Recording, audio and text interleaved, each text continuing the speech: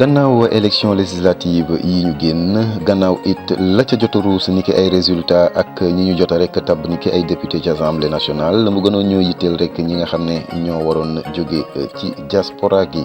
naka noonu it gannaaw nag ba waa coalition Benno Bokk Yaakaar ñàkkee ci réewum Italie waa APR section Milan amaloon nañu nag ab conférence de presse gaawu gi ñu génn ñu def nag ab bilan indi rek ay leeral ci li tax rek ñu ñàkk ci réewum Italie.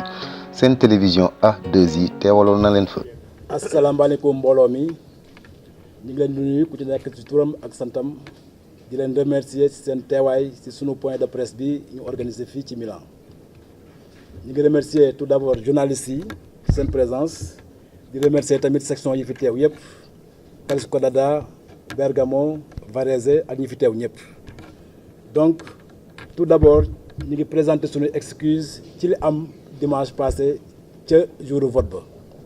xam nañ ni sénégalais yi suba teel la ñu ñëw rang pour accomplir seen devoir civique waaye ci ay conditions yu metti ay conditions yu terrible la ñu defee loolu te loolu sénégalais yi mérité wuñ lu mel noonu sénégalais yi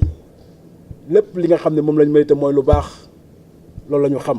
waaye conditions yi ñu defee élection yi keroog. nekk na ay conditions ya nga xam ni du conditions yi gën ba tax na salle bi xatoon na amul benn aération amul benn issue de secours daanaka amul benn sécurité am na ñu fa xëm am na ñu fa daanu ay ambulance yóbbu leen te loolu sénégalais yi mérité wuñu lu mel noonu donc manquement yooyu daf ñuy pousser ñu ni lii dafa mel ni dafa am benn mbir ba nga xam ne dañ ko orchestré benn sabotage ba nga xam ne dañ ko orchestré pour njàkkaloo parti bi te loolu du li nga xam ni moom la ñu président de la république ji donc moo tax ñu koy ñaan moom la mu jël ay dispositions le plus rapidement possible pour que yu mel noonu mën a dakk balaa ñu egg élection présidentielle de 2019 ñuy waxti tamit ni ñun sénégalais yi nekk fii à Milan défaite bii ñu am bu ñu ko amee en grande partie loolu moo tax ñu am défaite boobu parce que ñi fi nekk yëpp liggéey bi ñu woon def nañ ko def nañ ay porte à porte def nañ ay meeting lépp la nga xam ni waroon nañ ko def pour ñu voteel ñu def nañ ko waaye ba ñu demee ca cappaandaw ga la ñu ñàkk lépp ci jour vote bi am na ñoo xam ne dañoo ñëwoon pour voteel ñu waaye dañoo mujjee sanctionné ndax les mauvaises conditions d'organisation des élections donc ñuy waxaat tamit ñi nga ñaan suñu président de la république xam nañ ni mi ngi def ay efforts pour la diaspora boobu ba léegi lépp ñu ngi koy yombal waaye ñi ñu fi tegal xamuñu lan mooy seen rôle ñi ñu fi tegal yàqal parti bi yàqal président de la république lañ fi nekkee donc ñu ngi koy ñaan tamit mu jël ay responsabilités am ba loolu bañ a am balaa ñu egg 2019 maa ngi leen di gërëm di leen sant di leen ziara. auzu billaahi mina sheytaani rajiim bismillaahi rahmaani rahiim ñu ngi leen di nuyu waa Milan yëpp di leen massawu coono di leen baal wax di leen baal wax te ñaan yàlla vraiment mu boole ñu baal di ànd ak section Milan bi yëpp ci li nga xam ne mooy naqar bu dal seen kaw ndaxte naqar lañ ko mën a tuddee liggéey nañ lañ war a liggéey def nañ lañ war a def ñëpp ñu ngi leen doon suivre au niveau de la DSE APR Italie bi yëpp ak coalition Benno Bokk Yaakaar bi yëpp ñu ngi àndoon di liggéeyandoo ak ñoom lii dal seen kaw nag nekk na it loo xamante ne daanaka dafa wër mais nag comme ñoom tey ñoo woote point de presse bi dañuy def lu solidarité ak ñoom ànd ak ñoom ci li nga xamante ne mooy li leen dal comme ni ñuy àndee ak moom ñoom ci lu neex ci la ñuy àndee ak ñoom it ci lu naqari ndax lépp a dal suñu kaw ñu leen di massawu di leen xamal ne au nom de la DSE mérito wu leen ko ndax ñu ngi doon suivre seen liggéey ñëw nañ fi plusieurs fois ci programme annuel bi ngeen amoon effort yi ngeen def yëpp ñun ñëpp fekke nañ ko gis nañ ko ñu ciy ànd ak yéen di leen massawu ca xamal leen na leen lépp lu ñu war ñun au niveau national dinañ ci dox dinañ ci wax ba fexe ba ku ci war a àddu ci kilifa yi ak fu mu mënti doon danañ ko def danañ tirer daal les conséquences de cette situation de façon à ce que vraiment que justice soit faite parce que vraiment nekk na loo xamante ne mënuñu ko bàyyi noonu il faut ñu xoolaat it toogaay bi nan la ñuy toogaatee ak démarche bu bees bi ñuy war a jël nan lañ koy jëlee di leen sant di leen gërëm di leen wax ne leen ay gor ngeen ay gor lañu duñ jàpp bàyyi waaye nag dinañ xoolaat toogaay bi ba beneen yoon lu mel ni dootu fi dalaat jërë ngeen jëf.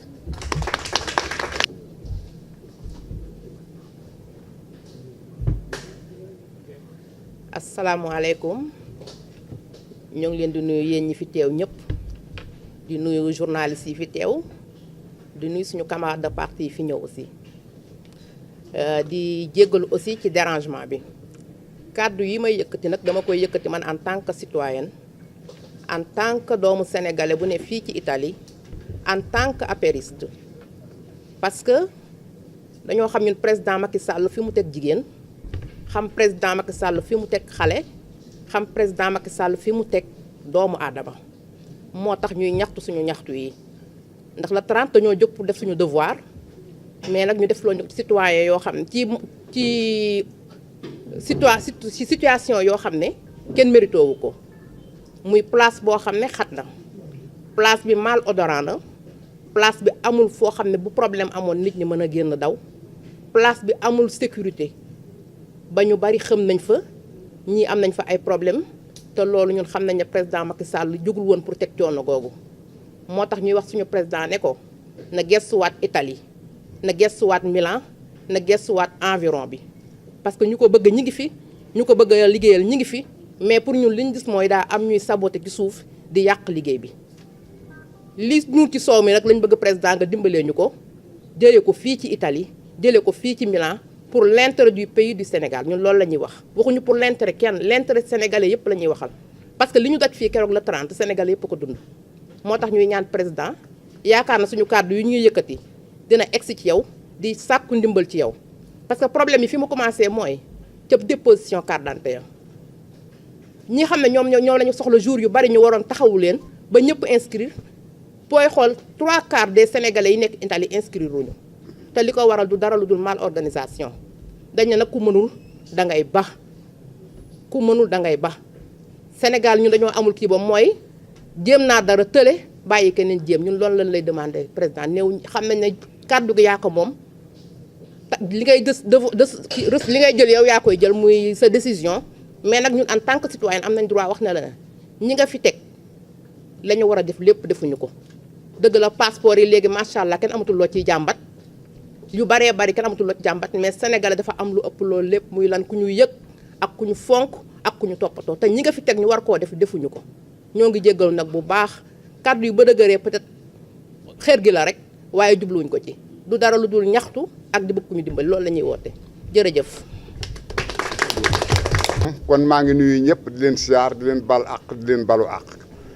di ñaan yàlla def ci réew mi jàmm ak salaam da xam ne lañ doon ñaan yàlla suñu borom itam yàlla may nañu ko mooy dañoo bëggoon Benno Bokk Yaakaar ak APR am majorité bu rëy ba mën a gouverner loolu suñu borom defal nañu ko liñ bëggoon nag mooy kuy bëre da ngaa bëgg daan fa nga nekk li nga xam ne nag moo ñu ko xañ suñ conseil général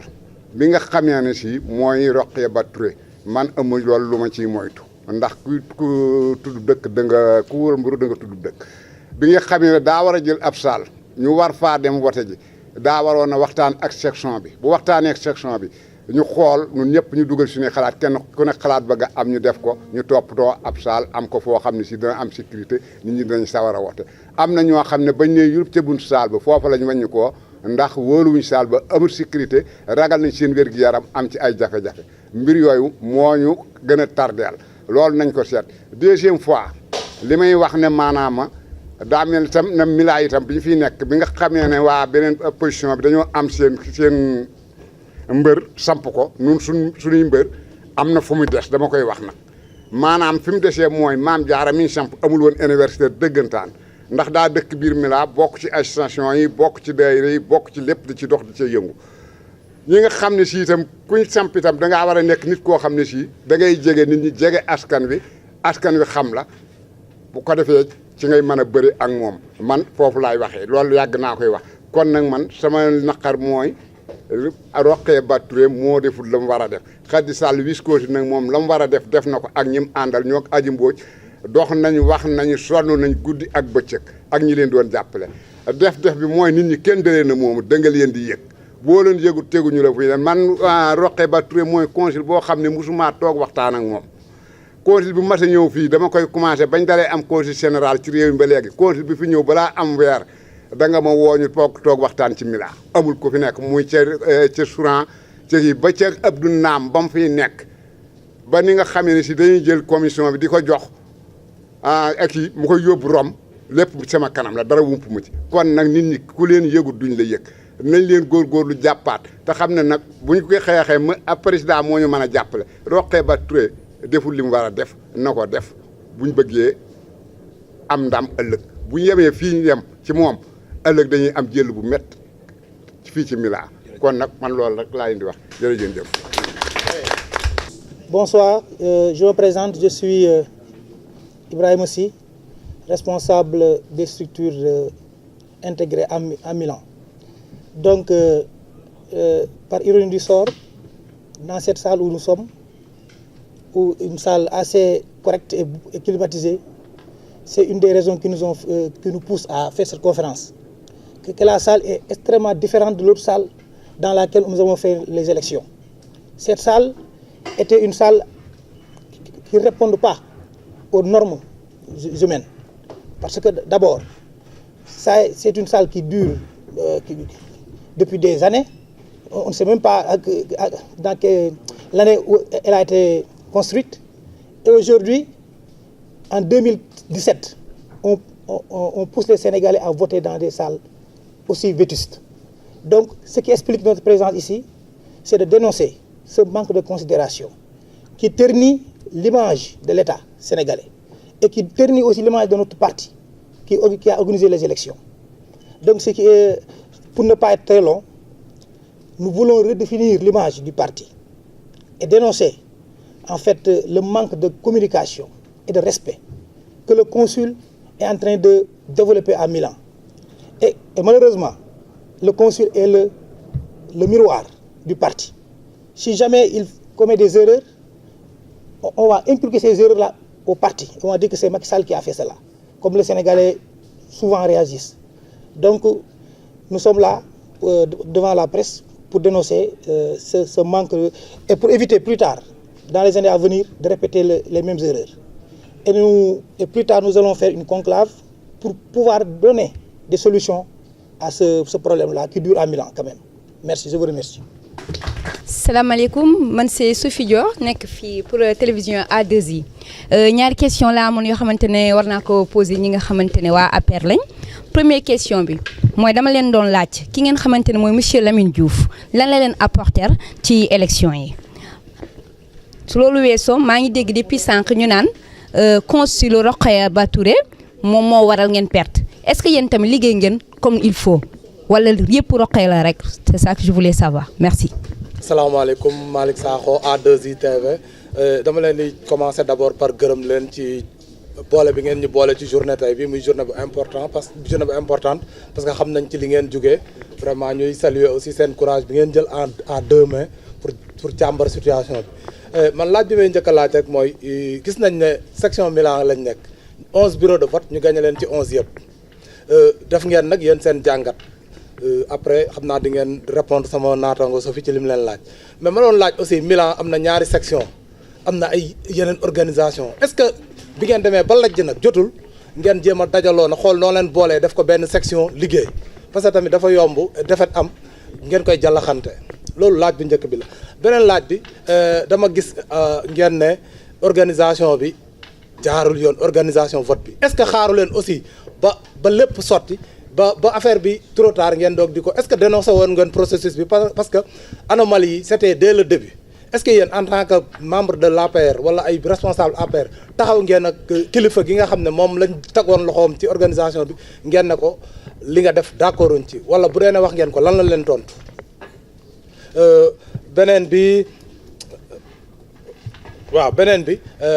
APR yéen waa APR du Nord bépp laay attaqué. Parce que dañu gis ne nord bi Macky Sall defal na leen lépp te yéen defalagu leen ko dara est-ce que pour yéen jotul Macky Sall teg leen fële nag dem dimbale waa sud bi ak waa centre bi parce que ñooñu au moins ñu ngi koy jox résultat yéen joxagu leen ko benn résultat lu bu dara ñëwee ngeen lajj ku nekk naan kële la kii la kële la est-ce que jotul Macky Sall nag teg leen fële ne la Pape Diaw yaa ak say mbokk toog leen ma dem wax ak waa sud bi ak waa centre bi pour l'instant loolu laa amoon lu ma leen di laaj. xam naa ba ci kanam dinañ jël si waat ci waxtaan bi jërë ngeen. Oustaz Abdou Gueye Diaspora 24. ma doon laaj yéen ndax nekkul ne dañoo wax ne kan moo sàcc xar mi ngeen daal di daw wala ku moom buum bi ngeen daal di daw parce que damaa gis ne Benno Bokk Yaakaar ci ngeen bokk te du APR kese du APR kese moo nekk Benno Bokk Yaakaar DSE mu ngi fi waxul Benno Bokk Yaakaar mu ngi fi waxul benn section ci biir APR jóg bëgg def conférence de presse pour wax ndax nekkul ne da ngeen di jàpp ne da ngeen di def erreur ngeen ne nañ wax balaa ñu ñuy tuumaal boobu mooy première question bi. deuxième question bi mooy ndax politique vraiment xam ngeen ko ndax su fekkee ne li ngeen wax sànq que bureau bi ñu doon voté baaxul conditions yi baaxul te boo leen xoolee code électoral bi wax na ne su fekkee ne conditions yi normalul vote yooyu dañ ko war a annuler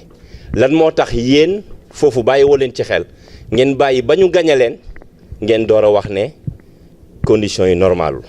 yaakaar naa de ci opposition bi am na ci ñoo xamee ne su doon ñoom loolu ñoom la daloon yaakaar naa ne du ñu signé kayit ya ba ñuy valider élection yooyu kon nekkul ndax yéen da ngeen a amul formation politique bu doy wala ndax da ngeen a xamul politique wala lan moo xew ba ngeen teel a yuuxu wasalaamaaleykum wa rahmatullah. man li ma doon laajte rek mooy yéen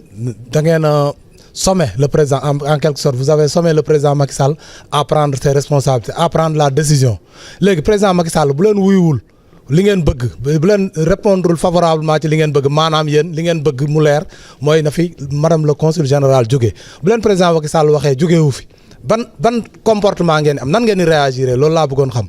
jërë ngeen jëf. parce que dama gis na yéen seen biir APR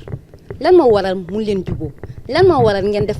fii kii fii kaa mun leen juboo mun leen nekk benn comme yeneen parti ñu mel est-ce que tamit loolu taxul sa yéen ñu gagné leen lan moo waral parti yi farfarloo fii am ay clan am ci seen biir est-ce que loolu c'est normal merci. voilà merci beaucoup ñu ngi leen di vraiment remercier ci demande yi parce que nag lu am solo moo fi nekk mooy war nañ joxe une explication claire ci situation bi nga xamante ne moom ngeen posé parce que population bi am na droit savoir lan moo fi xew ak lan la xewee benn bi may njëkk a commencé mooy bu Sophie A2I voilà moom mi ngi laaj ban apport la ñu Lamine Diouf indil je dirais tout simplement am na ci une partie de la réponse public bi mën na ko am beneen partie bi lu ñuy régler la au niveau de l'instance ak au niveau des autorités bi nga xam ne public bi mën na ko am mooy moom il était le coordinateur national de l'APR bi ñu ko créé pratiquement ba non pas bi ñu ko créé bi mu remplacé Alex bi fi ne woon ba bi président jëlee décision jëlee ko fi teg fi Pape Diaw muy le 23 avril 2015 boobaak léegi Pape Diaw mooy doxal xëy na jàpp nañu ne dindi bi ñu ko dindee ci loxoom mosu ko neex sa mosu ko accepté du ko mës a accepté kooku c'est la réalité bu ko doxee ak bu ko doxeewul bu ko waxee ak bu ko waxeewul noonu la doxee la preuve mooy toog na ba veille élection yi s'il vous plaît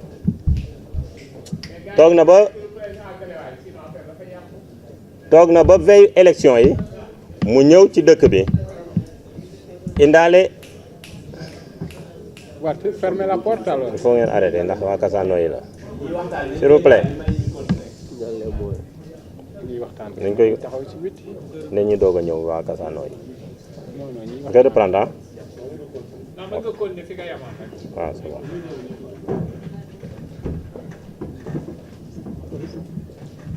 voilà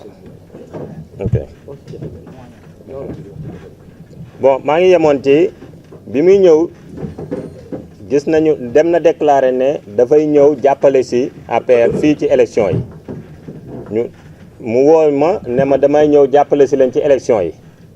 mais bi ñu defee analyse ak ni ñu xoolee ak ni mu doxee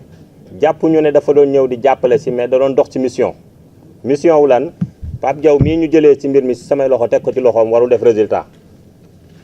ndax façon bi mu doxee parce que bu dul dara bu yeboon Pape Diaw wala mu def dara war na mën a bañ a yeb président de la république sa question bi nga xamante ne li tax ñu wax loolu mooy il fait partie des premières personnes yi gën a manqué président de la république respect ci fii ci Italie je pèse bien mes mots parce que dafa toog devant ñun ñëpp ñu toog mu wax ko ne ko dama bëgg nga génnee sa loxo ci politique bi nga toog ci conseil économique social bi ñu la dénk bi mu ko defee muy faufilé wu ci ginnaaw président nekk ko am yërmande ak xalaat ci nitu politique am bu doon nitu administration décret ba koy dàq da koy dégg ci télé bi muy naxanteeg moom di wax ak moom ba bi mu sësee ñu jub ci référendum yi ñu jox ko alerte ne ko carrément fileeg comportement bii mi ngi fiy am ak jaar ci suuf di wax ak ñi di monter yeneen nit soi-disant autorité la au niveau du Sénégal doo gagné alerte boobu ñun ñoo ko def le président mu déggu muy faufilé wu ci ginnaaw ba président découvrir ko xëy génne ko mais loolu taxul mu bàyyi parce que comme génn na ci loxoom ku ko mënti yor doo dem ñun loolu lañ def lecture boobu laa ci def man Pape Diaw en tant que coordonnateur parce que bu doon day jàppale si DSE bu may fëgg ci buntu bi laay jaar du ma jaar ci fenêtre di monter ay nit ñu jox la yónnent ne la demal fonds yi ngeen war a politiquer sa politique ku nekk xam na ne dafa am ñu lay ànd ak yow ndax coloré ak seen conviction ak seen dignité am ñooy ànd ak yow ci nga war leen mën a dimbali jàppale leen la nga leen war a jàppale président xam politique xam ne carrément fii ci dëkk bi am na ñoo xam ne war nga leen jàppale ndaxte seeti nga leen waxtaan ak ñoom muy association yi daayira yi mouvement yi ku ci nekk la nga ko mën a dimbale nu mu toll nga war ko faa yeggee ci ñoom ndox seen coloré li muy dëgëree bu ñëwee téye ko di ut ay nit jaar bàyyi fi coordinateur national bi bàyyi fi bunt bi mu war a jaar ne moom mooy di séddale xaalis na mu koy defee foofu la commencement wu yàq ya amee bi mu amee it en tant que responsable tooguñu di xoole dañ leen a bàyyi lépp alerte waat Dakar xamal leen ne leen fii ngeen jëm fii la leen di daane kon tey ñun défaite bii ñu am mën nañoo wax ne benn parti bu am importance Lamine Diouf def na ko fi comme étant coordinateur bu DSE li ci des ex coordinateur bu DSE li ci des ci deuxième question bi mi ngi laajoon ci cadre ndax Rokhaya Ba mooy cause du défaite bi bu ñu doon ko paramétrer sur échelle graduelle yi def na ci plus de 60% ci défaite bi parce que déjà la gestion administrative a été toujours contestée par la population sénégalaise c'est pourtant ñun au niveau du parti comme casquette bi ñu yor c'est lu ñu def boole waa lañu ki on a toujours essayé de gérer la situation fu ñu daje danañ rafetal fu ñu toll danañ rafetal parce que lu tax jox nañ cër kilifa gi li ma wax pour Lamine Diouf valable na pour moom parce que moom aussi on a été à Rome devant le président ne ko génneel sa loxo ci politique bi nga toog ci consulat bi téel ma ko ñoom bu ñu la soxlaa lu ñu soxla bu ñëwee nga jàppale leen ci c'était devant moi ak tous les responsables de l'APR mu bañ ko loolu moom it nekkaat ci ginnaaw di faufilé wu ne moom du ci génne loxoom kooku kon man li may jàpp mooy joxul respect kilifa gi topp faalewu ay waxam fi mu ko wéer nag moom moo ko xam mais li am solo mooy biñ ko génnelee loxoom ñun en tant que autorité politique matuwaay yooyu jël nañ ko ba responsabilité bu newoon ci ay loxoom ci parti bi dindi nañ ko ci présidente mouvement des femmes la nekkoon elle a été remplacée par une dame bu tudd Dior Souran nekk Nampoli elle a été aussi la coordinatrice de la section de Brescia elle a été remplacée depuis juillet 2016 remplacée par monsieur Ibrahima Mbengue mi nekk actuellement coordinateur bu Brescia kon ce qui veut dire que ne autorité politique amatu ko ñu téelee ko loxoom ci politique bi mais mënu ko def li mu jëlaat option mooy guerre parce que Pape Diaw moo appliqué décision bi président wax kon Pape Diaw du fi jaar fenn ba jàll mi ngi ko commencé ci investisseurs yi tout lépp lu mu mënoon def pour Pape Diaw bañ a jàll def na ko mais président moo jël décision wu ne coordinateur national daf koy jëf candidat mu xam ne boobu xeex jàll na mu ne kon dootul jàll bu toogee nag nit ñi contesté ko plusieurs fois di ko contesté ba à 2 jours des élections wala 3 jours des élections nga changer les lieux de vote sans pour autant impliquer kenn ci changement yi bu ñu nee la mbir mi yàqu nag 60% yi sax war nañ mën a xam ne yàqu def 80% parce que ay nit toog nañu ñëw ba fi ñu daan voté depuis que vote di am Italie ba léegi Bergamo ci benn zone la daan voté muy zone u Zingoña fa nga ñëpp dëkk nga xam ne da ngay dox dem voté ji dafa am ñoo xam ne dañuy ñëw ba ci foofa ñu ne leen du fii fan la ñu ne Bergamo ñenn ñi dañuy dëpp ñibbi ñi ci des na leen danañ eggali seen yéene parce que dañ koy voté sanction ñëw dugg da ngay toog ci bunt bi nit romb la ne la man c'est mieux ma bañ a voté parce que su ma voté dama leen di sanctionné suñu carte bi nag lañ yor liñ koy fayikoo mooy jëlee fi kii nga xamante ne daf ñuy bëgg a noot sa duñ ko nangu muy consul général bu Rokhaya Ba kon loolu bu ñu laajee ndax am na impact ci défaite bi mën nañoo jàpp ne 70% yi moom la doon 80% yi loolu lañu loolu moo doon question wu madame Sophie bu A2I beneen bu question bu l'implication ndax ñun xaaruñu Malick Sakho moo posé question boobu ci l'organisation des élections ndax amoon na implication wu parti bi wala dara non man en tant que coordonnateur national de l'APR jiite woon aussi coalition Benno Bokk Yaakaar amul benn yoon bu ñu amee implication ak consulat bi ci liggéey bi ñun nag dañoo nekkoon ci position boo xamante ne kilifa gi ñu dénk ba ñu dénkee ñu nangu lañ boole li ñu neex ak li ñu naqari di ko doxal tey dañoo toll ci won ko ne ko dañoo doxee suñu ngoru nit ñi ànd ci ba yegg fenn fi mu jël liñ ko liggéeyal yëpp këpp ko parce que résultat yi on l'avait en main à 72 heures des élections opposition bi sax bu ñu la rombee honorable lañ lay wax tey yàlla def na jàlluñu ñu koy nangoo dogalu yàlla mais nag situer responsabilité jot na parce que ñoom li ñuy def yëpp am na fu ñu ko wéer weesuwul am nañ ay autorités yu nekk ci parti bi nekk Dakar téye leen seen i tànk so loolu nekk tamit lu ñu war a dénoncer ba président jot ci ñëpp jot ci moo taxoon sànq ci première phase bi ma ne am na lu public bi moom mais am na lu directoire parti bi moom responsabilité yi moom kooku buñ cay yeggee dinañ ko def ñuy assurer nit ñi nag ne leen danañ xoolaat toogaay bi ba nga xamante ne bu soobee yàlla dootul lu mel nii dootu fi répété wu parce que ñu nit ay immigré lañ yoo xamante ne suñu fulla ak suñu fayda ak suñu jom suñu doole moo ñu fi téye ay kilifa nekk fi yoo xamante ne ku ci nekk ci gox bi nga nekk kilifa nga fa après dafa am sens bu am solo moo tax coup bi metti ba mu jaral nit ñi ñu war a def ay conférence de presse li ko indi mooy ay kilifa dañoo toog investir seen bopp seen alal seen njaboot ci vote yi ren moo tax yaakaar bi tas metti ba nit ñi mënuñu koo digérer boobu moo tax implication bi bu ci amoon du ñu yegg fenn fi beneen question bi ku ko posé toujours Malick non oustaz pourquoi waaw pourquoi les conditions de vote yi nit ñi dénoncé wuñu ko avant ci biir élection yi ci bi ñu demee ba constater lieu yi mais constater lieu yi dénoncé ko mu may opposition bi ñu ne dañu yàq sa nit ñu mbooloo bi nekk fii ay kilifa ñoo nekk mi na duñu yàq élection muy benn ñaareel bi mooy nit ña voté si waa Milan ya voté si maire lañ voté mais voté wuñu parce que dañoo farul APR wala dañoo gisul parce que ñun dañoo amoon loo xamante ne moo ñu yombalaloon liggéey bi déjà section yi nekk Milan ñun suivre nañ liggéey bi ñu def ba fépp fu ñu war a dem président def loo xamante ne nit ñi jóge seen kër intention bañ war a voté mais li xew Bergamo moo xew Milan moo xew ci dëkk yëpp nit ki da ngay ñëw ba foofa gis fa condition yoo xamante ne maire benn maire jour boobu moo lay réveiller maire bu nekkoon ci yow ci administration consulaire bi nekk fii doon def moo indil nit ñi dañ lay romb xam la dugg ne la dañ la vooteel wala ñu génn wax la ne dañ lay vooteel mais ñi ko gañe sax xam nañ ne xaaruñu ko woon loolu laa ci bëggoon doole ci boobu. di rafetlu aussi daje bi ak waxtaan wi ñu bëgg waxtaan ak sénégalais yi di leen baalu ak surtout mais li coordinateur wax rek liñ ciy dolli ñaari mbir la parce que problème mu Lamine wax nañ ko fii c'est bien vrai lu ñu jooy la parce que président fekk mu ngi bëgg am dara Italie foo mu génnee fi ñii ñu naan monsieur Italie ay mercenaires wala ay chasseurs de primes on est des responsables kum fi woo ne la ñëwal Sénégal li ñu investir ci parti bi moo ëpp foofu bi yëpp Sénégal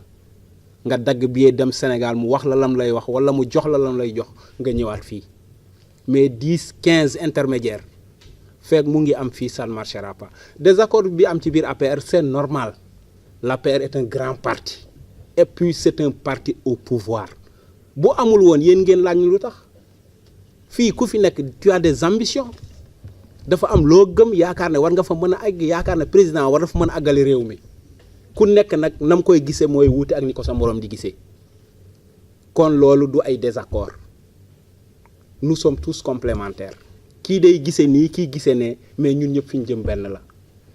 parce que on est tous là pour soutenir le président de la République oustaz mu ngi laajte léegi ndax am nañ formation politique c'est vrai c'est une très bonne question parce que amul kenn ci ñun ku bi ngay jóge Sénégal say parents dañ la dagal billet ne la demal Italie nga politique daf ñoo dab formé wuñ ñu politiquement li ñuy demee mooy sunu ngëm-ngëm li ñuy demee mooy sunu passion li ñuy demee mooy gis ab vision boo xam ne adhéré nañ ci ab projet de société boo xam ne gëm nañ ne mën naa jëriñ Sénégal ñu adhéré ci loolu fas yéene cee jàpp def ci sunu doole sunu alal ak sunu xam-xam ngir mu dox c'est vrai amuñu formation politique mais xam nañ li ñu bëgg xam nañ fu ñu jëm xam nañ nan lañ ciy àggee li ñu déplorer rek mooy on a travaillé des mois et des mois durant autorité politique yëpp di profiter ci occasion bi di remercier coordinateur section yi nekk Italie yëpp du nord au sud en passant par le centre au début amoon na fi ay coow sud centre nord kërëb mais à la fin tout le monde a mouillé le maillot qu'est-ce qui s'est passé mën nga gagner sud bi yëpp gagner centre bi yëpp si tu perds seulement Milan et Bergamo ou Bergamo et Brescia tu perds l'Italie ab train mënul dem sans une locomotive ñun président teguñu fi parce que dañ koo neex def ñu fi teg parce que la communauté sénégalaise est concentrée ici au nord de l'Italie te lii ma leen di wax dem leen xooli résultats yi génn ngeen dajali somu li voté yëpp ci sud bi ak ci centre bi ngeen comparé ko ak li voté Milan kese wala Bergamo kese wala Brescia kese moo ko ëpp fuuf kon doole fu mu féete du président mooy joxe doole ji yàlla moo def ne loolu moo am faut le reconnaître aussi te sur le plan intellectuel féete wuñu gannaaw sur le plan éducatif féete wuñu gannaaw sur le plan culturel kenn rawuñu sur le plan engagement politique conviction ak gëm PSE bi kenn rawuñu ci lii la président tànne suñu biir mais li ñuy déplorer mooy damay continuer directement ci question bi oustaz posé léegi muy même et si le président ne répond pas à nos attentes le président sait très bien que nous tous nous sommes des responsables fii ku fi nekk président indiwu la fi dafa teg benn affaire nga gëm ko gëm ne njëriñal Sénégal la gëm ne njëriñu dëkk ba nga jóge la gëm ne mën nga cee jëriñu sa njaboot jëriñu sa dëkkandoo jëriñu ci ñu adhéré ci projet bi ànd ci ak moom bu ñu gisee lu dul dox parce que je le rappelle déjà man personnellement je m'en suis ouvert au président de la République toog na ma toog mu ne ma c'est quoi votre problème ma ne que le problème mu ngi nii tegal ko lépp ba mu jeex te la ma ko waxoon virgule changé wu ci li may déplorer nag moom je ne voulais pas avoir raison je voulais avoir tort mais malheureusement j'ai eu raison. man naa ko ne ko xeexam mi ngi commencé ci dëkk bu def 17 000 sénégalais yu nekk en règle ak ñu nekkul en règle inscription yi nga waroon fa loger fexe ba maximum d'inscrits am fa 3000 inscrits moo am Bergamo sur les 17 000 yi nekk en règle ak ñi nekkul en règle nga xam ne minimum 20 000 sénégalais ñu ngi dund ci côté boobu. Lombardia bi muy Brescia Milan Bergamo y a plus de 40 000 sénégalais yu war a bindu su bindu wunu ñaata moo bindu 3000 fii 2000 fii 4000 fii muy taux d'inscription boo xamante ne maay defee ni ma neex fu ma neex la commencé ñun nag la ñu waroon def nañ ko li war kilifa yi moom la ñuy déglu moo tax ci yar bi ñu ko demee woon noonu lañ koy continuer parce que nag ay kilifa ñoo seq APR ay responsable ñoo ko seq duñ def lu dul yëfi responsable ca am rafet njortu kane lii ñu def su mësuñu ko def muy toog interpeller seeni autorité yooxu leen wax leen seen naqar du nax saay man conviction boobu la am di ci dalal xelu képp ku nekk APR ku nekk ci coalition Benno Bokk Yaakaar bi mu xam ne solution dina am ci seen jooy bi ñu yemal foofu jox gars yi ñu def ñun demande bi ñuy def mooy président de la République parce que discours bi leer na la place qu'il faut à la personne qu'il faut xam nañu ne madame Rokhaya Touré bu conseil général bu Milan matewut liñ ko jox pour ne pas handicaper sénégalais yi nekk ci nord d'Italie bi muy juridiction bi mu ne ñi ngi ñaan président de la République mu dimbalee ñu ko jëlee ko fi bu ko doon def premier ministre sax moo xam mais Milan gi ñu nekk nit ñi ñoo ko suur muy benn nit nag du wàcc di ko lekkat nit ñi ñoo ko wàccu population bi ñoo ko wàccu ca lii la koy won mooy élection bu daan am day wër bureau yëpp centre de vote yi cette fois-ci tegul tànk Milan tegu ko Bergamo tegu ko Brescia parce que nit ñi eggoon nañ foo xamante ne bu fa ñëwoon mën na faa gis lu mu dul am ca nag bala ñoo yeggal président foo xamante ne doomu sénégalais dina def ci bitim réew lu mu fa warul def ñu ngi koy ñaan mu jëlal ñu ko fu mu ko neex mu yóbbu mais Milan gi nañu fi tegal kuy liggéey pour l'intérêt de la communauté sénégalaise ñun dàquñu ko moom parce que moom personnel la mais mënut li muy def mi ngi utiliser instrument wu consulat bi ak moyens ya fa nekk pour di ko xeexee en premier lieu le parti propre parti bi ko produire boo paree nag teg ci maa tey ci sénégalais yi loolu moo nekk constat bi nga xamante ne boo defoon micro-trottoir ci nit ñi ñu wax ko loolu sa am na léegi difficulté sax pour génn ci biir nit ñi parce que xam na ne dana dugg ci nit ñi di ko saaga suñu autorité nag bu ñu sañoon mu doon koo xamante ne fu mu dugg nit ñëpp daw nuyu ko loolu lañ ci bëggoon a yokk principale demande bi ñuy ñaan président mooy benn nañu fi jëleel Rokhaya Touré ci consulat bi fu ko neex nag mu yóbbu ko mais juridiction Milan bii ñu nekk nord d'Italie bii nañu fi tegal ku ñuy liggéeyal muy benn ñaareel bi mooy au niveau du parti intermédiaire yi muy yónni ci parti bi lañ bëgg mu arrêté ko parce que nag aussi mënoo jiital kilifa ay nit di ko jéem a fakkatal alerte bu jógee du am réponse au niveau du parti bu doxulee kilifay parti bi mer am na lu ko waral ku mel ne Lamine Diouf il faut mu toogloo ko ba mu demee ba teggi ko ci mbir mi loxoom waruta moom di faufilé wu di jaar ci ay yeneen i nit pour fexe ba manipuler ne moom lu fiy dugg ci ay loxoom lay jaar bu fekkente ne dafa bëgg a joxe parti moom moo xam mais fi mu nekk nii il faut mu arrêter loolu yokk capacité wu ñi mu fi teg parce que aussi nit ki beneen mbir am na ci lu am solo ba militant responsable APR yi maire fii dañuy def politique ànd ko ak ay gor yoo xam ne conviction bi ñu am seen doole bopp lañ ciy def parti APR moo mës di financer boppam fii en Italie bés boo demee nag ba ñi nga xam ne ñoo ànd ak yow par conviction ak seen doole di ko ci def nga am ñoo xamante ne da nga leen war a dimbali li nga leen war a dimbalee moom mu dem par canal yu mu ko jaaree si loo yëg ak loo yëgul ba ne moom moo fi dugali moyen toog ni ko neex mu koy defee ñun liggéey ba ñu liggéey yoon am ñoo xamante ne dañu waroon yegg ci ñoom jàppale leen ñu jàppale ñu kooko tey bu fekkee téye na ko ñooña duñ voté si ca boo xoolee statistiques yi nga xool 30% mooy membre APR fii boo xoolee 30% nekk yoo xamante ne da nga leen war a jëli jàpp ñu am loo leen convaincre ci expliquer leen projet yi nga xamante ne ki ngeen jiital mi ngi koy def wala loo leen mën a jàppale ca la ñuy yëngatu ñoom it ñu mën la jàppale booy woote beneen 30% yi nekk ñoo xamante ne amuñu benn décision mais tey bu jàppee population bi yëpp merloo leen mais 60% yi bu ñu la wanee ginnaaw nga perte loolu bokk na ci li ñu porte la élection yi kon nag bu ñu fexee ba 60% boobu nu ñu koy téyee moo fi des kon ñi ngi ñaan président lii nga xam ne njabootam première njabootam muy parti bi nga xam ne moo ko téyeli tànkam moo ko koy ñaan di ko jaarale ci communication sénégalais yëpp ñaan ko ne ko ak góom am na fi boo xamante ne dootul wér Rokhaya tànk mi ngi fiy nekk slogan bi nit ñi jël mooy dootoo fi gagné te ñu nit wax dëgg yàlla bëgguñu ànd ak kuy perte parce que défaite dafa metti ñu ngi sant ñëpp di ñaan gars yi ci des aussi ñu dolli ci liñ ci bëgg a dolli te parce que li dirigeant politique yi liggéey fii yëpp des mois durant jour et nuit di profiter ci occasion yi di màccawu coono ñëpp l'autorité administrative l'a ruiné en 2 jours nan nga mën a changer bureau de vote dëkk bu toll ne Bergamo wala Milan sans avertir le parti au pouvoir ñun bu ñu soxlaa information on est obligé d'aller vers l'opposition ñoom ñoo ñuy jox information alors que nous sommes le parti au pouvoir bu fi toogee tey yàlla ak ñun moo tax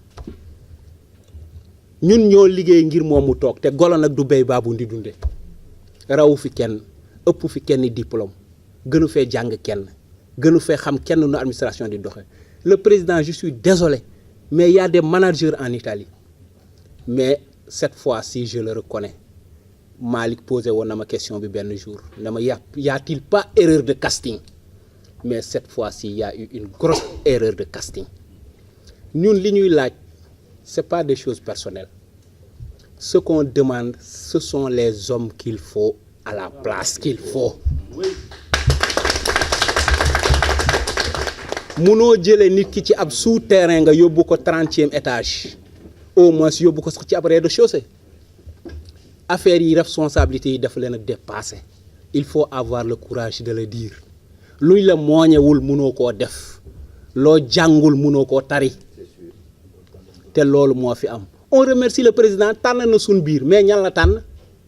nan la leen tànnee kan la ci waxal affaire lobby yi fekk jeexul biir APR ça va toujours de mal en pis fii au niveau de Milan que ce soit au niveau de Bergamo ou de Brescia Sénégal yi dund nañ fi loo xam ne moo yées li juif yi dundoon Auschwitz moo yées man je le dis haut et fort et je pèse bien mes mots je suis le chargé de la communication de la DSE consul général APR moo ko fi teg musul yëkkati téléphone am ne ma Abdou loo xalaat ci lii wala lii laa bëgg te pourtant elle me connaît très bien on a fait les mêmes écoles on est sorti de la même université su ma amee pourtant elle a préféré dem jëli ñeneen ñoo xam ne bokkuñ sax APR pour collaborer ak ñoom et pour quelle raison APR am na chance de il suffit que mu saisir ko wala mu ñàkk ko la chance de l'APR mooy li ma waxoon Mali du docteur au l'ouvrier à l'ouvrier excusez-moi lépp am na ci biir APR mais boo jëlee ab ouvrier nga bëgg koo defub docteur doo dem minimum sax mën nga jël ab docteur def ko ouvrier parce que ñun on fait un travail d'ouvrier en ce moment ñuy suer haut et sang pour APR am victoire te nag wax dëgg yàlla dafa doy président bu amee seetlu 2014 ba léegi bi administration bi changé ba léegi gagné wu fi dara on a perdu le référendum on a perdu les législatives te pas bii ñu topp buñ ci demee en 2019 ce sera pire et s'il ne prend pas ses responsabilités nous de l'APR nous allons prendre les responsabilités gor nag du bëgg a bañ tey lañ ko gën a bëgg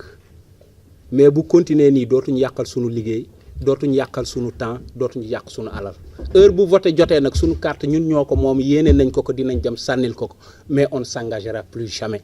à rien du tout pour mu leer. donc pour répondre question bi mu wax pourquoi Milan am 11 bureaux de vote ñu perdre 11 bureaux de vote yëpp di ko wax ni quelles que soient nos divergences cette fois-ci élection yi vraiment teg nañ suñuy divergence il faut travailler ensemble. Famara ngi nii mooy coordinateur section de Caruso Dada bi mu ñëwee Cassano Dada bi ngi siégé au niveau de Milan moo grand boobu Garmi ak ñeneen ñi nga xam ne ñoo nekk ci beneen section bi tamit dañoo fàtte suñu lépp travailler ensemble ci biir jour élection yi feeñu fa foofu divergence mais fenn laa bëggoon ñëw le problème mooy le consul général dafa nekk nga xam ni dafa jàppee boppam buur mooy buur di bumi loolu fi nekk mais nan ngay organiser des élections sans même convoquer les partis politiques ñu toog benn yoon waxtaan mais même les partis d'opposition ils font partie du processus électoral mais da ngeen war a toog ngeen discuter mais ces problèmes là ay problèmes de salle pour man c'est des problèmes minimes te loolu bu ñu toogoon waxtaanee ko on peut trouver la solution et puis ñun nan la ñu nekkee Milan ngay jël un opposant daan ko dama wutal ma salle nan ko wutal ma salle pour convoquer élection mais c'est trop c'est ce que nous réclamons moo tax ñu ni dès après rien ne sera plus comme avant mooy lan œil pour œil dent pour dent le consul général il faut qu'il parce que boobu jusqu'à présent ñu ngi leen négocier naan non nañ masla nañ lii mais loo gis dafa am terme il faut muy respecter les nit ñi considérer comme ay nit mais bañ a considérer boppam comme bon un demi-dieu ñu ko neex lay waxal ñi nekk à ses services ñoom lay waxal ñeneen ñi nga xam ne ñoom leneen moo leen intéressé non ñooñu noonu du ma wax ak ñoom damay def lu ma neex mais man loolu c'est pas une bonne méthode bu ñu la jiitalee da ngay xam ne njiit nga ngay boole ñëpp di waxtaan ak ñëpp ku ànd ak yow ku àndul ak yow loolu mooy dëgg pour parti bi ñoo ko bokk. le problème mooy te depuis Abdoul wax na ko depuis 2014 on perd des élections mais il y a une explication à ça te fii Milan dañoo liggéey comme ni ko gars yi waxee gars yi dañoo liggéey ba dee ñëw ñàkk les élections mu metti ñun ñëpp ah mu metti ñun ñëpp parce que le président Macky Sall li mu fi def mais moom da koy bokkoo naan def ñu jógee ci souterrain yóbbu ñu 3e étage mais moom fan la ñu yóbbu mu jógee 3e étage yóbbuwaat ñu souterrain loolu la fi nekk mu jëlee 3e étage andiwaat ñu souterrain te moom foofu lay wër di bàkkoo chaque jour fu mu dem neen ak le président Macky Sall daf ñu yóbbu fii yóbbu ñu fële mais moom mu jëlee ñu fële yóbbu ñu fii lii nag conférence de presse bi wax nañ ko premier acte rek la ñu ngi toog nag di déglu le président Macky Sall suñu réagirul on passe à la vitesse supérieure nag xamuñu fu mu jëm voilà ñu bàyyi ko ay mbiram toog 2019 président Macky Sall la ñu votel de mais dootuñu traité suñu bopp loolu lay dëgg dañ def nag li ñu war a def mais dootuñu traité suñu bopp pour gars yi am ndam kii nañu ko fi jëlal mooy dëgg ñu mën a xam fa lañ teg suñu tànk maa ngi leen di gërëm di leen sant. ñoom problème bi ñu am mooy bi nga xamante ne dem nañ ba toll ci mbir mi dañoo jël moodu yi ak faatu yi typiquement pire et dire sànni leen fële dama fàtte sax présenter sama bopp maa ngi tudd Famara Sow maa ngi nekk coordonnateur bu Cassano d'Adda ay province di Milan DSE bi lépp loo xamante tamit aussi social la man maa ko yore bokkoon naa tamit ci candidat yi bi nga xamante ne ñu ngi def suñu ay primaire pour war a dem li nga xamante ne mooy pencum ndewum réew ma lii nag perte gi alerte nañ leen ko woon parce que ñun dañoo tànnoon suñu nit def suñu ay primaire tànn suñu ay nit ne ñii la ñu bugg ñu toogal ñu ci pencum ndewum réew ma tànn ci suñu biir nga xamante nañ parce que nit bu nekkee ci dëkk ba def fa 38 ans 39 ans defe naa mu ngi bokk ci dëkk bi li leen ko xañ yépp mooy dañ ñoo considéré wut parce que bu ngeen demee France DSE bi oto sax dañ leen koo jëndal ñu ciy def seen li ñu bëgg yépp ñun ñu xeeb ñu di wax ne ñi ay moodu lañ su fekkente nag ñoom delluwuñu ginnaaw waxuma consul bi waxuma coordinateur waxuma militant yi mais fi ñu tegoon suñuy loxo rek la ñuy tegaat suñu loxo loolu moom moodu yépp ànd nañ ci wax ko ne Italie dañ leen a xeeb parce que mënuñu jël France jox leen oto jox leen li ciy war yépp ñu ñëw fii du ñu considéré fi may ñëwaat mooy bi nga xamante ne ñun def nañ suñu ay primaire tànn ñi ñuy tànn ñu ci suñu biir ñun ñoo xamante ñu dem changer décision bi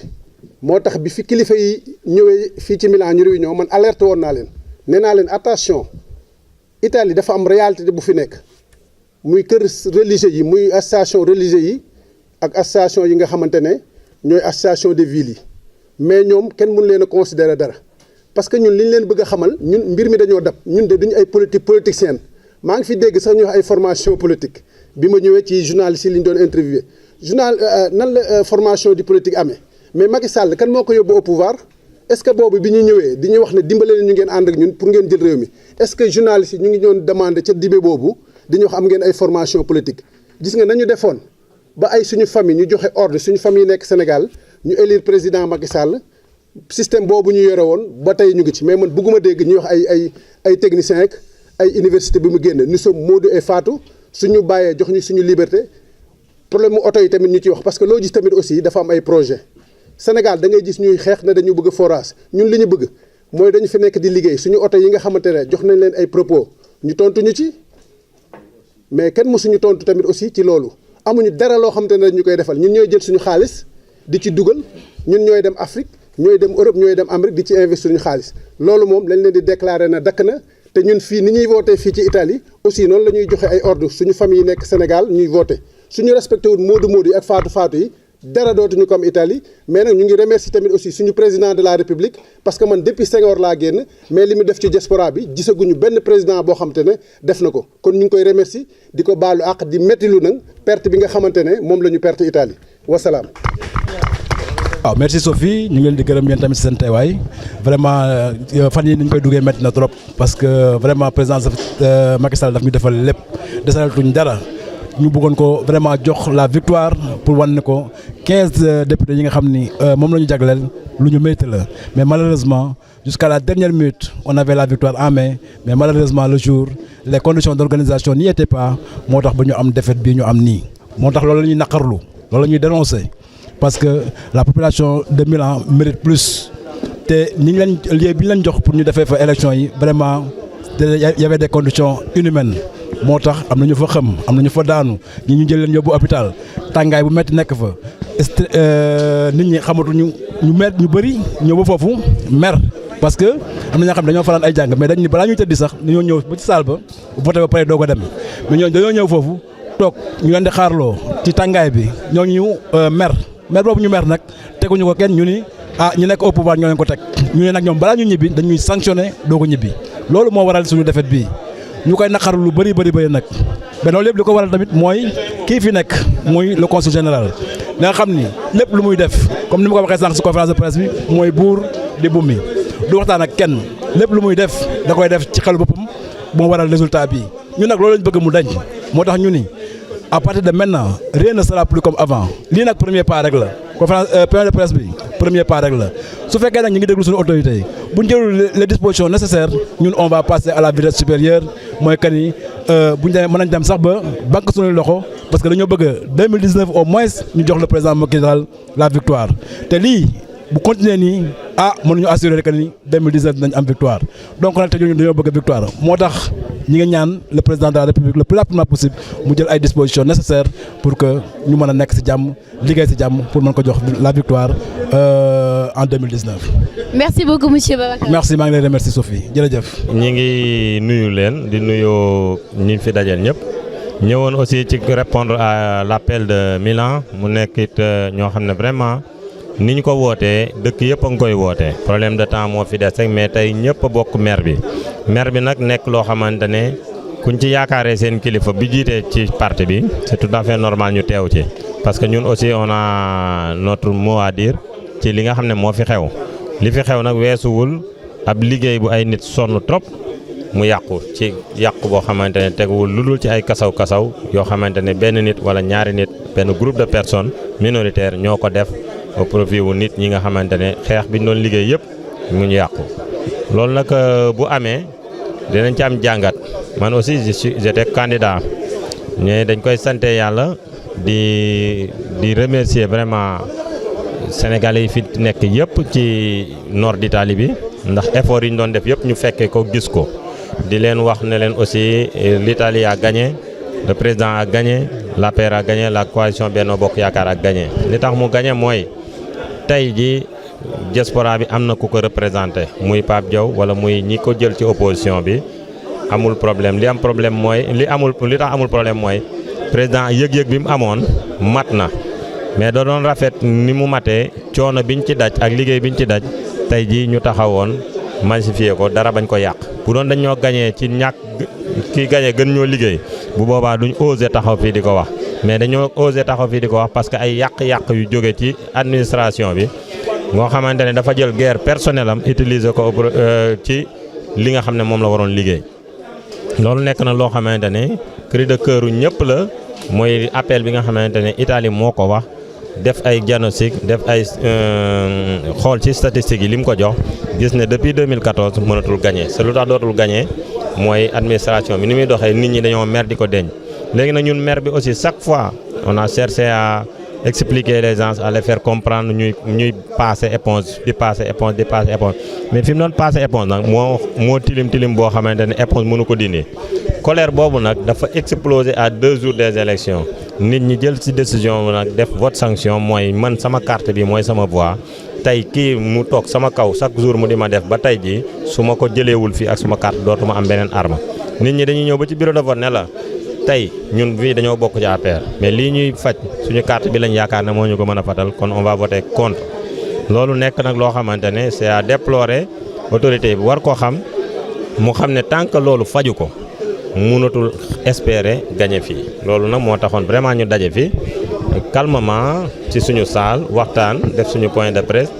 def ni ko démocratie bi mayee def aussi ni nga xamante ne noonu la war a demee def ko it ci yar ak teggin li ñu xam ci kii bi ndax ay kilifa ñoo fi daje